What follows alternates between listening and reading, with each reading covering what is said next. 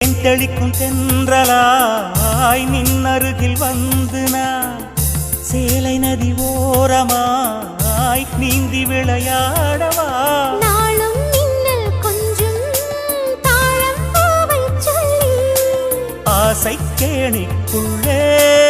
ஆடும் மீன்கள் துள்ளி கட்டிலும் கால்வலி கொள்ளாதோ கைகளை கீறியதோ செம்பூவே உன் மேகம் நான் வந்தால் ஒரு வழி உண்டோ